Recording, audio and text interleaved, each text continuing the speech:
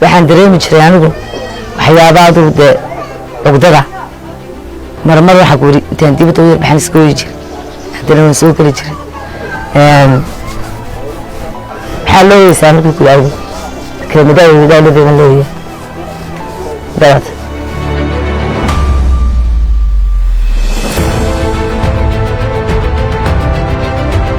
magacaygu waa Inta Cabdilaahi Faarax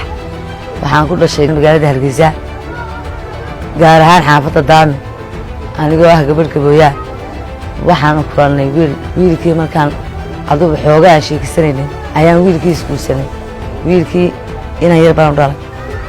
hantidiisii iyo gurigiisii markuu geeyay waxa la soo hadashay hooyadii waxay ku tiri waxa doonayaa inaan agtaada soo dego uu soo raray agteedu boor ka dhisay islaantu waxay bilowday subaxii markuu uu baxada inay afaari qabiili ay la timaado iyo dhaga hadal iyo cay iyo hooyadii kelmaday u jirtay waxa kamid ah midgaanta ilmaha leedahay dhabta saaray ilmaha dhashayna waxa ku yiri waxba ma siinayo waxa ku yiri anigu warqadaydi baan rabaa fadada warqadaadi ku siiyay magaalada Hargeysa kaaga baxay waayahay baan ku inankii u taariib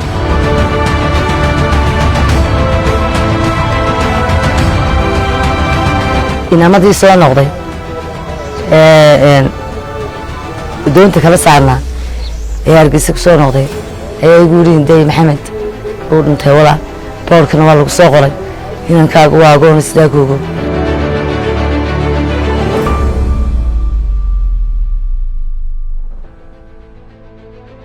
qoyskii markii aan u tagay waxay yidhaahdeen anagu dhaxal aan u hayno meeshan kuma hayno sidii anaga waxa ku yiri naloogu diidanaa nasabiyada gurigii waa la karaystay kadii dad kala la siiyaa agoonka yaraa halkaasoo waxa la waxaan siiyana xataa uma hayaano dad baa waxa ku yiri madrasada iga bixiya bishi Allahu liman hamda habeenka caawa waxa ku yiri waxa la waxaan siiyo ayaan garanaynaa garatay marmar waxaan ka qadiisiyaa xaafadaha jaarka marmar ku yar wax walaalnay baa soo diray $2 $1 ilaahay ba xaaladeeda ka warrami kara qoyskii marka maxkamaddu ay ku tiraado soo cadeeyana arrintii waxaan ku wariyay lay wada qoray oo la doonayo wax inaan ka yaraa la igu qoro oo la igu saxeeyo oo baa dhinaca kale loo rogay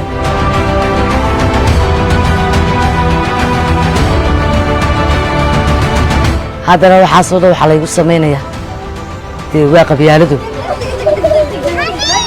misbaan oo dhan Soomaalida waxa ku qabna inay dhulkii waxa ku anagu ka soo horeynay inay noo mitriyaaba noo dheer mar walba de sabcay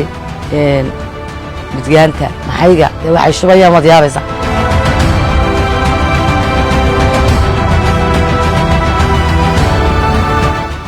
meel alla meel aan ka socdo markaan garan waayay inaan bay guuda anaa ku geynay reer hayada hadii ilaahay kaaga naxiyo waa ii geeban ku wari inuu mid weyn wanaajiyeen waxa ku xataa loo yar bay qabteen xataa lacagtii iga bixiyeen intii aan hay'adda la kulmay aad baan ugu farxaysan runtaa